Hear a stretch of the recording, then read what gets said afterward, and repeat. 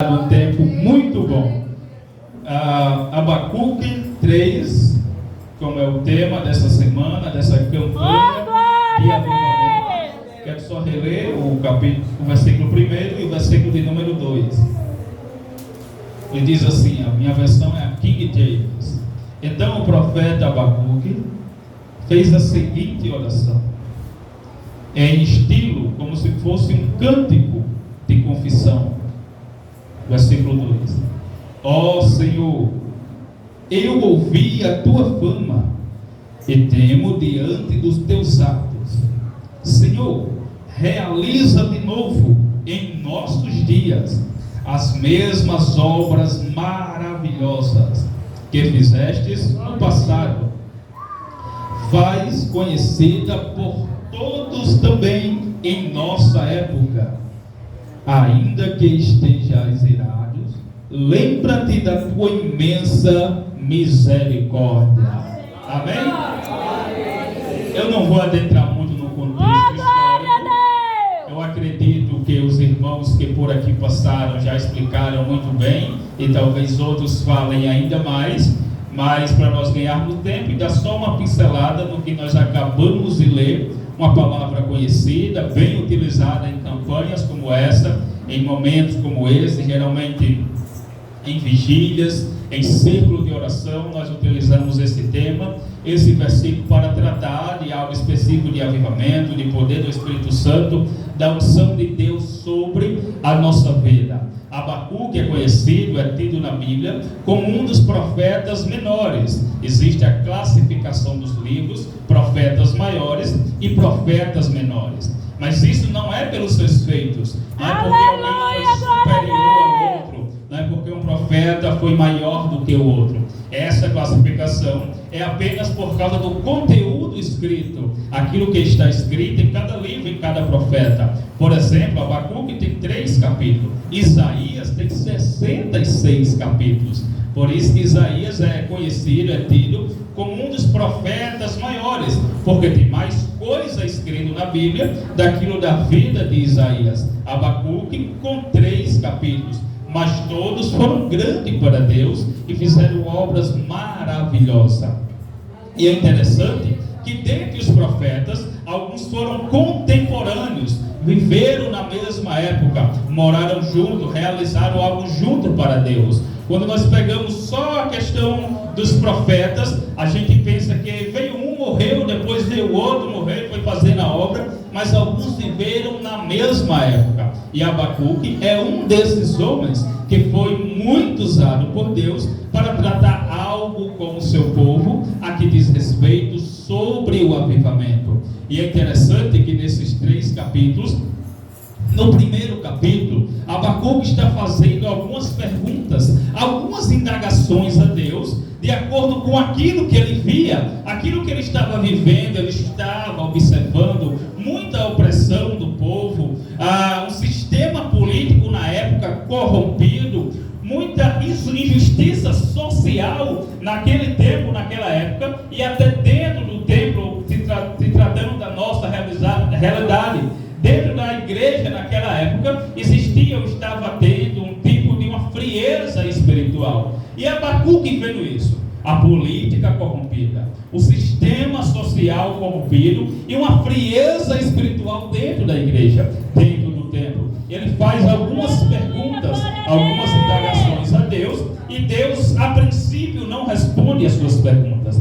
Só que no capítulo de número 3, ele já não está mais fazendo nenhuma pergunta para Deus. Ele agora é independente da situação. Ele está louvando a Deus. Ele está adorando a Deus. Ele diz o que nós conhecemos. Ainda que a figueira não floresça, que não haja uva, que as vacas morram, o curral, que não tenha mais nada, ainda que haja uma escassez muito grande, ele agora não faz nenhuma pergunta. Ele diz: todavia eu me alegrarei no Senhor, eu exultarei o Deus da minha salvação.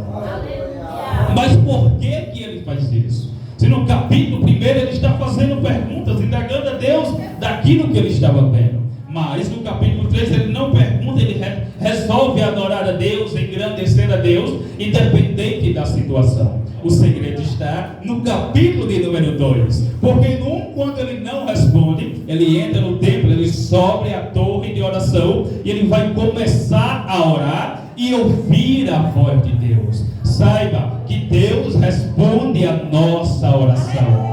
A situação pode estar difícil, o sistema pode estar contrário, a realidade adversa à nossa perspectiva, mas se nós orarmos, Deus responde a nossa oração. Oh, glória a Deus! Abacuque sabia disso, e ele sobe a torre de vigia, a torre de oração, para orar a Deus. Sabia que Deus com certeza responde a nossa oração. É muito bom, importante, interessante nós sabermos disso, porque às vezes nós estamos na igreja, nós congregamos, nós fazemos pedidos de orações e às vezes nós pensamos que Deus não ouve a nossa oração.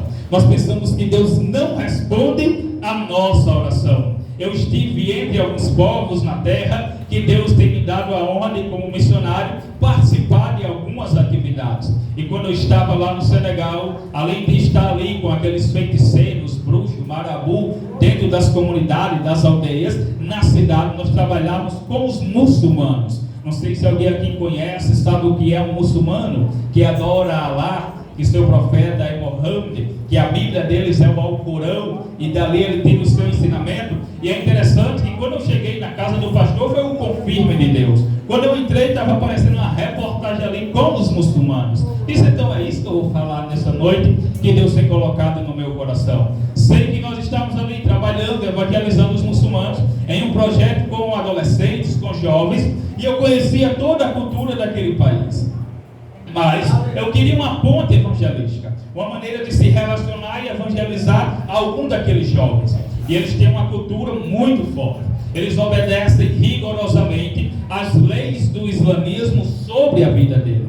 E eles oram rigorosamente. 5 vezes por dia ele faz oração. Eu sei que aqui nós oramos mais do que 5 vezes, mas lá eles oram 5 vezes. Eu acredito que eles invejaram de nós a primeira oração, 5 da manhã, o culto matutino, eles saem para a mesquita para fazer a oração. O imã, o sacerdote, o pastor do muçulmano, ele fica dentro da mesquita, que é a igreja dele. Ele fala no microfone, lá fora tem um alto-falante, que a voz dele sai lá, e todo homem vai para a mesquita para fazer a sua prece e a sua oração.